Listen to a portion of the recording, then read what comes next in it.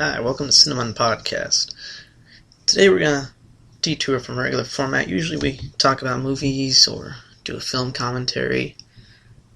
Today I thought I'd do something just a little different. It's just me by myself, which is always kind of weird, I know. I get to sit by myself in a room and talk to myself, which I do normally, but that's not the point.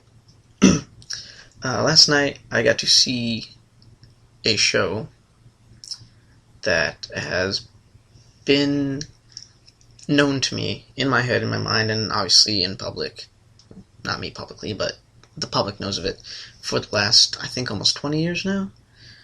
I got to go see The Lion King, the Broadway musical adaptation of Disney's The Lion King, which came out in the early 90s, 1994.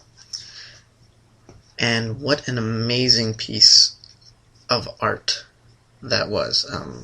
For today's show, just for fun, I'm just going to see if we can accommodate with just a little bit of film score, since I don't have the actual rights to broadcast. I think I might not have the rights to broadcast this, but no one listens to the show, so there you go.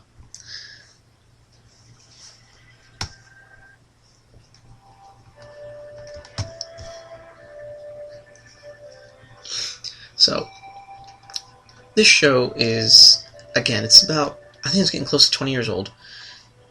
Originally directed by Julie Taymor, debuted on Broadway. Funded, I think, by Disney. Like, one of the main backers was the Disney Studios. And what an amazing, amazing job they did. From the use of masks to the use of like, contortionists and dancers and color. Color was probably the biggest thing they did.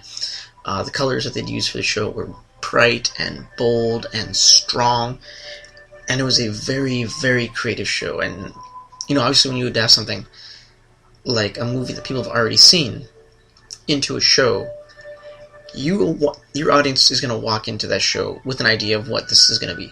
So naturally, they tweak a few things. They added some stuff in that was originally supposed to be in the film script, that was cut out of that, but they put it into the Broadway show. And then they added some completely new stuff because it just helps. And then they did certain subtle changes here or there, because you can't do everything that we know of in the film on stage. And just like in a film, you'll see that there are like, if you adapt something from stage to screen, there's changes, obviously, in sets, in direction, in length of the show, sometimes even in condensing the show down, in transitional scenes that are added to it, because a transition on stage is obviously different from a transition in film. Now, for me, it was nice to go see a play. I haven't seen a play in quite a long time. In high school, I was an actor, quote-unquote actor. I did a few shows. I did a few musicals and some regular plays as well, a little bit some Shakespeare. But I'm by no means what you would call a great performer. This is about as close to performance as I get now, is doing these shows. So to sit there and watch a stage play, for me, after all this time, it's always a magical experience. In two reasons. One, I know how the sausage is made. I know what goes into it. I know the love, I know the passion, I know the work that goes into it. I know the rehearsal that goes into it. And then also, to get to sit back and just kind of watch and have to say, I have to do any of this, but I get to see the results of their work. That's what makes it exciting for me. So getting to watch the show was great, because again, it's a Disney classic, and it's Disney's highest grossing traditionally animated film of all time. So, like, traditionally animated mean on 2D plane, hand-drawn, hand-designed final product, as opposed to what they're doing now with a lot of CG, a lot of layering and such. I mean, there's layering, obviously, in The Lion King, but that's still with regular animation and very early use of CG in a film, which that sequence obviously would be the wildebeest stampede, which done in the show is beautiful. It's wonderfully done. It's so creative. And I was kind of thinking to myself, how are they going to do that? And they brilliantly. They did it brilliantly. But the standout for me, I think, for what I've been hearing from a lot of people who have seen the show and from the history of it, and so I had it like, okay, maybe it will be, and it really was the opening sequence of Circle of Life, where you're introduced to the stage, you're introduced to some of your lead characters, you're introduced to the look of the show and what you're in for. It's usually at the beginning of a show, if it's the idea, they're going to show you at the beginning what this is going to be. And so they really kind of, you know, throw everything and the kitchen sink in there. Balls to the wall. It was wonderfully done. We were sitting on the second or third floor, on the corner, balcony, almost nosebleeds, but didn't matter, because it was just so good. We had a great view. It wasn't really obstructed. Excuse me. And from the opening, I mean, they opened it just like the film with the really loud musical number. And you have the stage lights up, and the way the lighting comes up, like the sun is rising on a new day. And you have being sung live. And then you have, up on the balconies where we were two rhythmists, one on each side, who were dressed up as animals. They looked kind of like rams or something like that. I could be wrong. I wasn't quite sure what they were. And then you have, on the stage, coming out is, you have like a cheetah and giraffes and gazelle. The gazelle wheel is beautiful too. It's one of the centerpieces of the show that is very kind of famous for this place. The gazelle wheel that Julie Taymor had designed and had done a scale model of to present to backers for the play when they originally produced it. It was one of the things that she brought in and showing, this is what I want to do with this show. This is how I'm going to do it, to get the funding for it. And you have, it's neat interaction kind of in the audience, because as they come down to the stage, it's literally like, if you remember the film, the animals all come to Pride Rock. Well, so your cast, your ensemble, has to come to the stage where the Pride Rock is. And so you have, coming from the top of the theater through the aisles, you have, all kinds of animals coming through. You have a rhino and this big elephant, and it was so cool. It's beautiful dance work and puppetry and the music, and there was really no issue at all with the music or sound. There was every now and then there was, maybe just, I think the orchestra might have been a little louder than anticipated. Excuse me. But overall, I had no problem with it. And obviously, knowing the show the way I did, I know every line for line, beat for beat, word for word, even the songs. So it's not like anything was really lost on me compared to like my folks who were there with me, or maybe some of the older audience members, or maybe some of the younger kids who've seen it but really don't know it the way my generation does, I guess. What a treat! I'm really not going to try to tell you the whole story because you know the whole story. But the things that were changed, that stood out, was the addition of a scene or sequence that was supposed to be in the original film that was cut from it, but they put it into the Broadway show, which was Scar. And Scar is trying to feel like, now it's after, he's, spoilers if you've never watched The Lion King, what are you doing? How have you lived this long without seeing The Lion King? But some people have, so, get to it. So again, spoilers. 4, 3, 2, 1. After Scar has disposed of Mufasa and banished Simba, he's trying to figure out he has the hyenas there with him ruling. And obviously none of the lionesses excuse me, are going to mate with him. Obviously not Sarabi, the queen, and none of the under her are going to mate with him. He's trying to figure out, how can I keep my line going? How can I keep, my rule, my immortality? And so he goes to Nala. And there's adult Nala, not little kid Nala, because that's creepy and pedophilic. Goes to adult Nala, so obviously time has passed.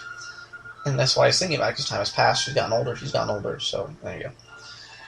He goes to her, kind of courting her into, marriage. He needs a queen. To really cement his rule, he needs a queen to get an heir and cement his name in history as a king through his family line. Much the way, people, people have children. It's as close to immortality as people will probably ever get. We really don't think about it that way, but it is, you're passing on yourself into your children. And that is not saying it's a selfish reason, but that is a secondary way of achieving that type of immortality in your life. So he propositions her with that. She says no, and so he kind of sends her on her way. Screw you, and kind of banishes her. And he kind of banishes her, and she just kind of leaves as well. It's kind of a hand-in-hand type thing. She leaves. She goes off to look just for food, for help, to help her get rid of him. And so that was a neat little thing to see that I know was talked about for the film, but obviously did not make it into the film and got to make it in a show. And that was nice to see.